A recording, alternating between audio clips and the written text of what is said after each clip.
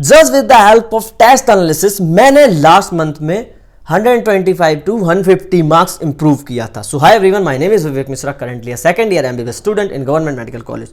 तो आज मैं आपके लिए जो वीडियो लाया हूं उसमें मैं आपको बताऊंगा कि टेस्ट एनालिसिस किस प्रकार करनी है लास्ट के एक महीने में। और हाँ, मैं बता रहा हूं भाई, इसके बाद आपको किसी और वीडियो की जरूरत नहीं पड़ेगी टेस्ट एनालिसिस के लिए।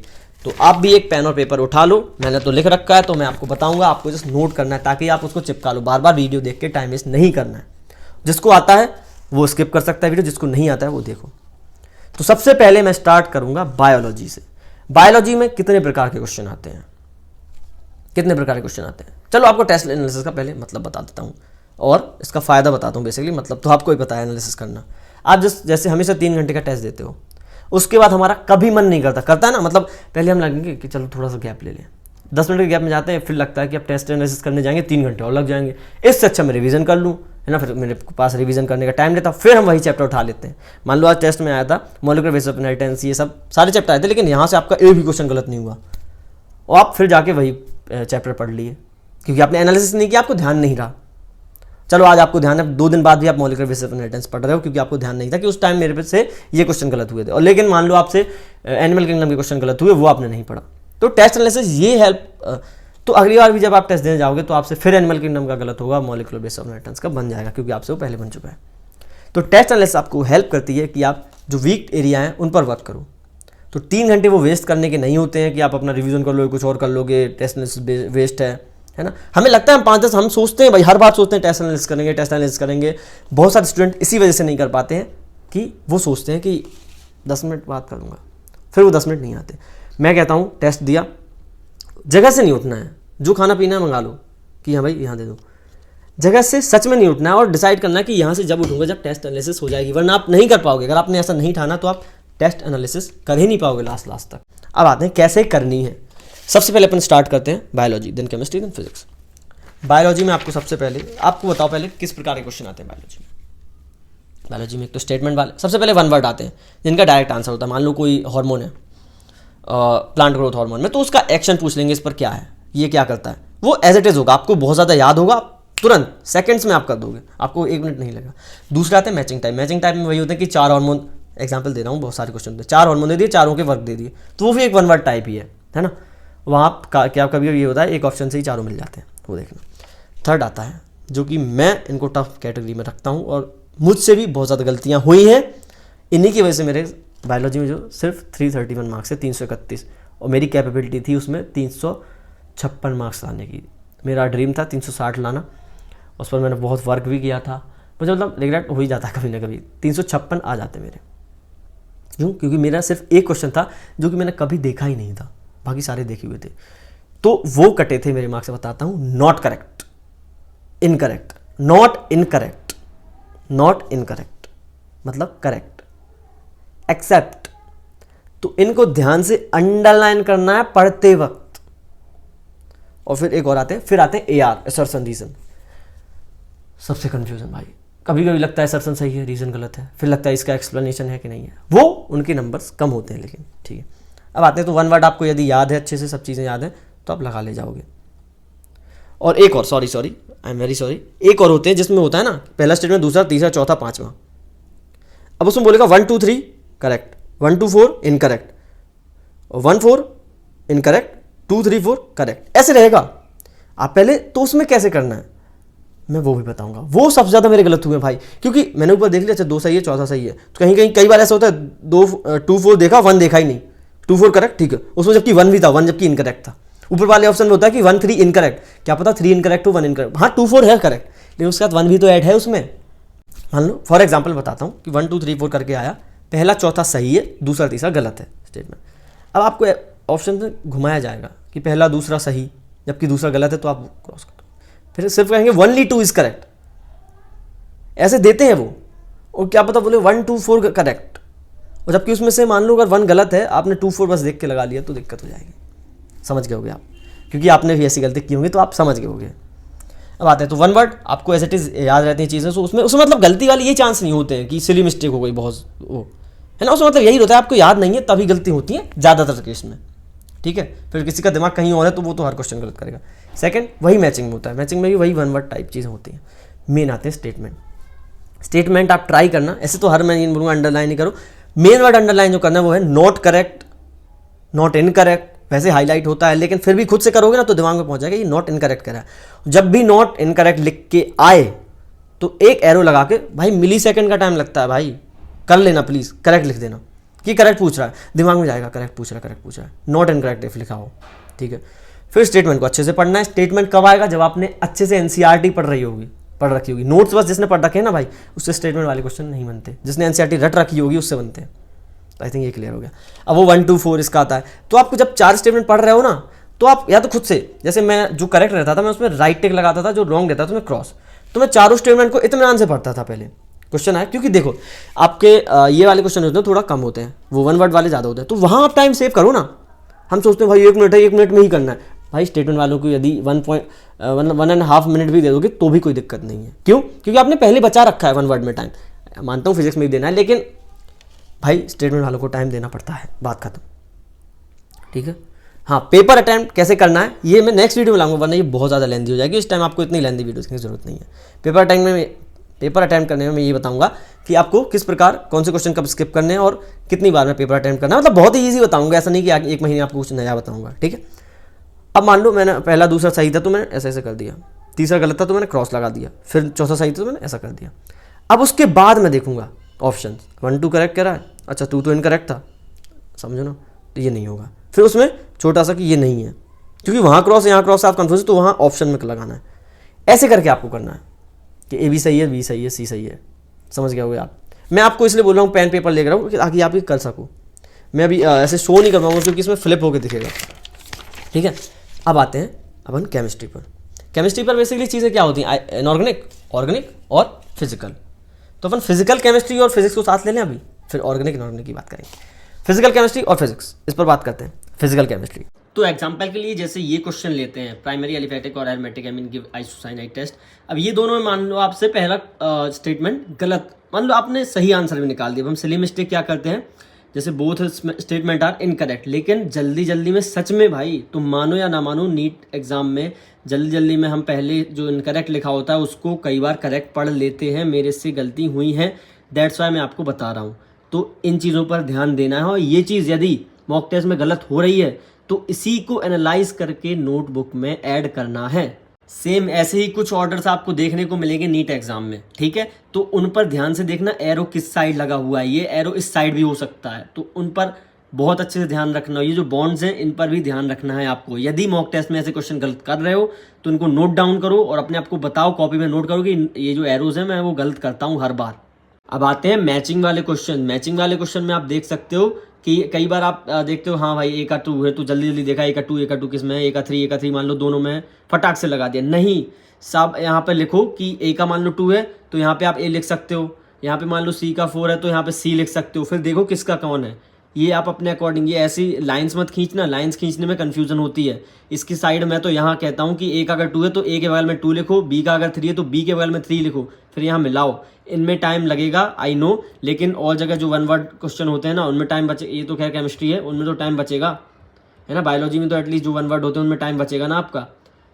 जैसे ये दिया गया है, इसमें देखो पूछा गया करेक्ट, कई बार इसमें इनकरेक्ट पूछा जाता है तो उसमें बहुत ज़्यादा गड़बड़ हो जाती है। अगर आपने करेक्ट का इनकरेक्ट पढ़ लिया तो यहाँ सर्कल मारो और यहाँ पे देखो यहाँ पे लिखा है ACD only, CD only, ABC only, BC only. यदि ए भी सही, ए सही है तो पहले लिख लो कि भाई ए सही है, ए पर करेक्ट ऐसा टिक कर दो, यानी ये 2 एलिमिनेट हो गया ऑप्शन। ऐसा करो, ये 2 एलिमिनेट हो गया, बचे सिर्फ ये दोनों। फिर देखो कि अच्छा ACD ABC, मतलब ये सारे स्टेटमेंट आपको पढ़ने ही पड़ेंगे, तब आपको पता चलेगा। ऐसे करना है ताकि जल्दी हो सके। ऐसे वाले स्टेटमेंट बहुत ज़्यादा कंफ्यूज करते हैं। बताता है देखो दोनों स्टेटमेंट दी थी, फिर कहता है both 1 and 2 आर इनकरेक्ट, फिर कहता है 1 is correct and statement 2 is incorrect. यहाँ मैं नीट 2000 अपने जब 22 का दिया था, ऐसे ही एक क्वेश्चन गलत करके आया था। क्यों? क्योंकि मैंने पढ़ा अच्छा 1 और 2 करेक्ट, ओके, जबकि 1 correct but 2 is incorrect, 1 is incorrect 2 is correct. ये गलतियां नोट डाउन करो ताकि आपको मिस्टेक कॉपी पढ़ के ही जाओगे ना आप नीट एग्जाम में और बाकी के मॉक टेस्ट में आगे वाले, तो ध्यान रहे कि अच्छा ये गलती की थी, ये नहीं करूंगा।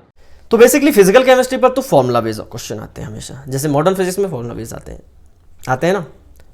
फॉर्मूला बेस में अब आपको मेन क्या ध्यान रखना, वहाँ क्या आप वहाँ सिर्फ एक सिली मिस्टेक जो करते हो, जिसको मैं सिली मिस्टेक क्यों बोल रहा हूँ भाई सुनो एक, चलो आपको डिफरेंस बताऊँ, सिली मिस्टेक और नॉर्मल मिस्टेक। एक क्वेश्चन जो आपको पता है नहीं बनना है वो आप स्किप ही करोगे, 4 नंबर गए। सिली मिस्टेक की वजह से ही मिस्टेक की है, मतलब गलती छोटी भी बहुत बड़ी बन जाती है। क्योंकि हो सकता है आपका, मेरे एक दोस्त है जो मेरे बैच में है अभी, उसका लास्ट ईयर, मतलब वो हमारा सीनियर भी होता अभी, लेकिन 2 मार्क्स से या 3 मार्क्स से भाई का सिलेक्शन रह गया था। वो लिटरली बता रहा था 15 दिन रोया था वो। क्यों भाई? 2-3 मार्क्स से, और दोस्त के उसके सिली मिस्टेक जो बोलते हैं ना, उससे क्वेश्चन गलत हुए थे। मतलब 8 मार्क्स सेफ होता, तो सिली मिस्टेक 1 साल भी ले जाती है। तो सिली मिस्टेक बोलना बंद करो। दिमाग को ये नहीं बताओ कि बहुत छोटी मिस्टेक हुई है, बहुत बड़ी बन जाती है वो। हाँ, तो बेसिकली वो सिली मिस्टेक जो है ना 5 नंबर लेके जा रही है। इससे अच्छा तो ना बन रहा हो तो 4 ही लेके जाएगी। आपको पता तो होगा कम से कम, ये नहीं बनना है। तो फिजिक्स और फिजिकल केमिस्ट्री के जो फॉर्मूला वाले क्वेश्चन होते हैं वो होते हैं डायरेक्ट। यहाँ आप गलती क्या करते हो, मान लो थर्मोडायनेमिक्स में वो गामा की वैल्यू होती ना, आप उसमें तो फॉर्मूला में गामा की वैल्यू पिट करोगे, आंसर आ जाएगा। लेकिन वो गामा की वैल्यू कई बार हमें याद नहीं होती। मोनोटॉमिक, डायटोमिक गैस के लिए क्या हुआ, अरे यार क्या थी, अच्छा O2 के लिए क्या थी, ओ हीलियम के लिए क्या थी, यहाँ कंफ्यूज हो गए। 3/5 2/5 में कंफ्यूज हो गए। कैलकुलेशन में मान लो वहाँ दिया गया कि आई की वैल्यू होता है ना, आई की वैल्यू यानी धारा जो कि करंट इलेक्ट्रिसिटी में है इतने एम्पियर, कितना मिली एम्पियर। हमने एम्पियर पढ़ा, हमने मिली एम्पियर को एम्पियर में कन्वर्ट ही नहीं किया, हमने तो उसको एम्पियर पढ़ के सॉल्व कर दिया, और वो आंसर भी होगा। वो एग्जामिनर बहुत चालाक है, उसे क्योंकि पेपर इजी भी बनाना है, मतलब जो हर लेवल का हर बार आता है, और साथ में वो भी करना है कि बच्चे गलती करें। वो ऑप्शन होगा, पहला ही होगा क्या पता, आप टिक करके आ जाओगे। घर आके पता चलेगा यहाँ तो मिली था, यानी 10⁻³ आता। ये गलती की होगी भाई, डेफिनेटली तुमने की होगी। बताना कम, ये तो बिल्कुल बताना भाई, इसके लिए कमेंट मत छोड़ना, ये बताना ये गलती करते हो कि नहीं करते हो। यूनिट्स में खेलेंगे बहुत ज़्यादा। अब और फॉर्मूला वाइज और फॉर्मूला बेस्ड क्वेश्चन, ग्रेविटेशन से, इलेक्ट्रिक चार्ज एंड फील्ड से। सेंटर के अंदर फील्ड अलग होती है, बाहर अलग होती है। पूछा बाहर है, अंदर वाला फॉर्मूला लग गया गलती से, इलेक्ट्रिक फील्ड का या फिर फोर्स का, ग्रेविटेशनल फोर्स का। गलत भाई, चीज़ें दोनों याद हैं आपको, लेकिन गलती ये की है। ये होती फॉर्मूला। आपको लगता है ना मुझे फॉर्मूला याद हो गया, अब तो बस क्वेश्चन प्रैक्टिस इसीलिए ज़रूरी है। तो भाई समझो, ये गलतियाँ नहीं करनी। अब ऐसी, अब कॉपी, मिस्टेक कॉपी में क्या लिखना है, ये तो मैं गलती बता दी। मिस्टेक कॉपी में यही लिखना है कि इस बार जो क्वेश्चन मॉक टेस्ट, अभी मॉक टेस्ट नीट का एग्जाम की मिस्टेक कॉपी नहीं बनानी है, मॉक टेस्ट की बनानी है। यार अभी मैंने जो मॉक टेस्ट दिया उसमें मैंने फॉर्मूला बेस्ड क्वेश्चन एक गलत किया था। इंपीडेंस होता है ना Z = और इंडक्टेंस निकाल दिया। तो वो लिखना है कि फॉर्मूला में गलत हुआ है मेरे, और नीचे लिखना है कि भाई ये गलती थी, यहाँ मैंने यूनिट नहीं लिखी। अब जब नेक्स्ट टेस्ट जब भी देने जाओ, वो एक बार पढ़ लिया ना तुम, ना भले एम्पियर का आया कोई भी आए, तुम क्वेश्चन गलत नहीं करोगे। तुम्हें यूनिट ऐसे दिख रही होंगी ऐसे, क्योंकि एक बार इंसान गलती कर देता है तो बाद में नहीं करता। भाई जितना ज़्यादा तुम अभी मॉक टेस्ट में फेलियर देखोगे, अपनी गलतियों को एनालाइज करोगे, उतना बेटर नीट में परफॉर्म करोगे। जो अभी नहीं गलतियाँ देखता है वो उसका फिर नीट एग्जाम में गलतियाँ होती हैं। समझ गए? सेम वो बायोलॉजी का जो बताया ना, वही एनालिसिस में लिखना है कि स्टेटमेंट में नोट कर इनकरेक्ट नहीं लिख पाया, ये नहीं कर पाया, ये आपको मिस्टेक ऑफ में नोट करना है। फिजिकल केमिस्ट्री में आपको फॉर्मूला वाली चीज़ें नोट करनी है। जैसे अब आते हैं अपन फिजिक्स के और पार्ट में, मान लो और डिस्कस कर सकते हैं ना अपन। मान लो LCR सर्किट होता है ना, तो इसमें कभी भी एक LC सर्किट होता है सिर्फ, तो इनमें भी तो Z की वैल्यू, इम्पीडेंस कुछ अलग अलग हो जाता है ना। मेरे को अभी थोड़ा ध्यान नहीं आ रहा है, अल्टरनेटिव करंट चैप्टर है ना, इसमें होता है ना ऐसी चीज़ें। यहाँ भी इंसान गलती करता है। PNP NPN सर्किट, इनमें आई का जो फ्लो होता है ना, वो शायद एरो उल्टा हो जाता है। करंट इलेक्ट्रिसिटी में कई बार आई का फ्लो उल्टे साइड दिया गया होता है, तो तुम्हें वो वैल्यू माइनस की लेनी पड़ती है जब हम शायद पोटेंशियल निकालते हैं। मैं शायद सही बोल रहा हूँ, पोटेंशियल निकालते हैं तो हमें शायद कई बार IR V = IR होता है ना, तो हमें वो माइनस में लेनी पड़ती है। कई बार प्लस में ले लिया, खत्म, वो आंसर रहेगा ऑप्शन में। वो चीज़ नोट करने की भाई, इस बार मैंने ये गलती किया। मैं तो कह रहा हूँ वो डायोड वो डायग्राम होता है ना, वो बनाओ पूरा कि भाई आई माइनस में लेना था, मैंने प्लस में लिया। फिजिक्स का आई थिंक मैंने क्लियर कर दिया। हाँ, और फिर आता है कंसेप्चुअल क्वेश्चन होते हैं ना कि भाई लैंग्वेज समझ नहीं आई, तो लिखो उसमें लैंग्वेज समझ नहीं आई, आंसर सॉल्यूशन आपको देखना है, वो अलग पार्ट है। वो टेस्ट लेसन में आपको सॉल्यूशन देखना है प्रॉपर। यदि आप समझ में ना, वो सॉल्यूशन नोट करना है कि भाई कंसेप्ट में क्या दिक्कत थी।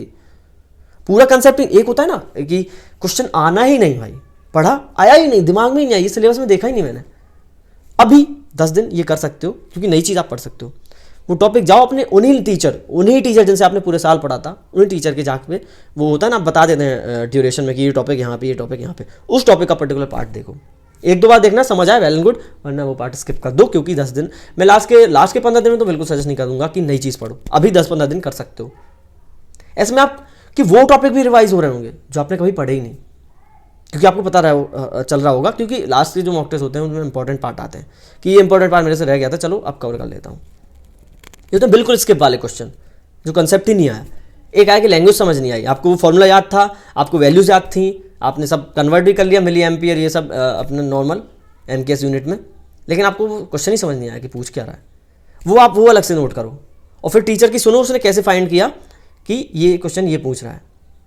तो आई थिंक फिजिक्स का भी मैंने काफ़ी चीज़ें सॉल्व कर दी हैं। बाकी क्या होती है, कुछ चीज़ें आप एज अ स्टूडेंट आप बता सकते हो मुझे, ये तो थोड़ी बहुत मेरे को अपने टाइम की याद है, वो मैंने सॉल्यूशन बताया है जो मैंने गलतियाँ की थी। उसके बाद कमेंट में आप पूछ सकते हो, तो मैं उस पर भी शॉर्ट वीडियो में आपको बता दूंगा। ऑर्गेनिक केमिस्ट्री भाई सबसे ज़्यादा गलती होती है ना रिएक्शन में, रिएजेंट में। वो कैसे होगा, मतलब उसका सॉल्यूशन क्या, उसका सॉल्यूशन एकमात्र है रिवीजन, बार बार बहुत बार रिवीजन। बहुत वॉलेटाइल सब्जेक्ट है भाई, उसमें मैं खुद रिएजेंट भूल जाता था कई बार। नेम रिएक्शन में हम कई बार रिएजेंट भूल जाते हैं। तो इनका एक सीधा साधा आंसर बताता हूँ। एक पेज में पहले तो नेम रिएक्शन बन जाएंगी, एक ऐसा पेज होगा, इस साइड बन जाएंगी छोटे अक्षरों में, तो इसी में बन जाएंगी। डेली सुबह उठकर लास्ट के अभी जो 30 दिन है रोज़ देखनी है, और उनके रिएजेंट भी साइड में, मतलब वो नेम लेगा रिएक्शन लिख ली। शॉर्ट नोट ऑर्गेनिक में बहुत ज़्यादा ज़रूरी है, आपको मिल भी जाएंगे बहुत सारे, हो सकता है आपके पास आपने बना भी रखे हो, आपने खुद बना रखे हो, वो बेस्ट होते हैं। तो डेली वो जो शॉर्ट नोट में होता है ना, रिएजेंट लिखा होता है, रिएजेंट आपने जो रिएजेंट यूज़ होता है, पूरी रिएक्शन आप देखते हो, वो सब लिखा होता है, आप शॉर्ट नोट में सब लिखते हो ना। तो ऑर्गेनिक में तो बोलूँगा मैं शॉर्ट नोट बार बार रिवाइज करना है। इनऑर्गेनिक केमिस्ट्री की बात करें तो chemical bonding, molecular basis of inheritance, ये कंसेप्चुअल क्वेश्चन है। कई बार आप इसमें कंसेप्ट गलत करते हो, तो वो आपको नोट डाउन करने हैं, क्या कंसेप्ट गलत हुए। यहाँ भी स्टेटमेंट वाले आने लगे, तो यहाँ भी आपको बायोलॉजी जैसी अप्रोच रखनी है स्टेटमेंट वाले क्वेश्चन में। बाकी जो एक्सेप्शन है वो रटने पड़ेंगे, जैसे अपन एक एनिमल किंगडम के वगैरह के एग्जाम्पल रखते हैं। एक्सेप्शन एक कंसेप्ट होता है, उसमें मान लो वो पीरियोडिक टेबल में कंसेप्ट है कि इस साइड जाने से आपकी electron energy, electron gain enthalpy बढ़ती है घटती है, ये सब होता है। लेकिन एक आध दो उसमें एक्सेप्शन होते हैं ना, वो आपको रटने हैं कि वो कंसेप्ट से अलग है, वो चीज़ रटने की। कंसेप्ट अलग है, कंसेप्ट आपको याद है, वो कंसेप्ट आप अप्लाई कर रहे होगे। ऑर्डर आता है ना, ऑर्डर, तो कभी कभी ऊपर वाला एलिमेंट नीचे पहुंच जाता है, वो चीज़ रटने की है। बाकी जो सारे एलिमेंट अपना वो कंसेप्ट फॉलो कर रहे हैं। तो आपको पता करना है कि यहाँ कंसेप्चुअल मिस्टेक हुई मेरे से, या मैंने रटा नहीं था कि ये एलिमेंट पीछे जाएगा।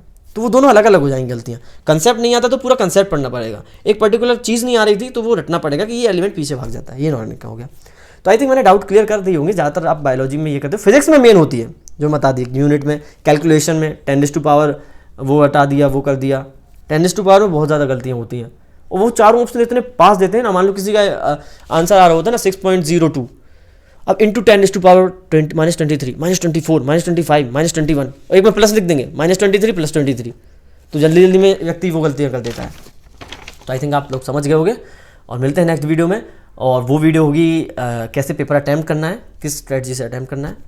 और तो इसी टेस्ट एनालिसिस से मैंने 100 to 150 मार्क्स एक महीने में इम्प्रूव किए हैं। अब मैं वो तो नहीं बता सकता कि एक महीने में कैसे 700 मार्क्स लाएँ, तो ठीक है वो नहीं बनाऊँगा मैं वीडियो, क्योंकि जो चीज़ पॉसिबल है मैं वही बना रहा हूँ। और हाँ, आप 200 भी इंक्रीज़ कर सकते हो, वो आपकी टेस्ट एनालिसिस पे डिपेंड करता है, ठीक है, आपकी डेडिकेशन पे डिपेंड करता है। आप 250 मार्क्स भी इंक्रीज़ कर सकते हो, मैं बता रहा हूँ। अगर आपने टॉपिक पढ़ रखे हैं, सिर्फ टॉपिक कुछ ही टॉपिक गलतियाँ कर रहे हो, बार बार उनको पढ़ोगे, इसमें आपको मॉक टेस्ट आई थिंक 3 दिन में एक तो लगाना ही चाहिए फिर, क्योंकि और जो व्यक्ति 1 दिन में लगा के एनालिसिस कर पा रहा है, चीज़ें रिवाइज कर पा रहा है, वो तो भाई रोज़ लगाओ, ऑब्वियस है। जो जितना ज़्यादा कर सकते हो करो ना, लेकिन एटलीस्ट 3 दिन में एक तो लगाना है, ये मतलब ये मस्ट है, ठीक है। थैंक यू सो मच, और मिलते हैं नेक्स्ट वीडियो में। जो भी डाउट हो डाल देना कमेंट।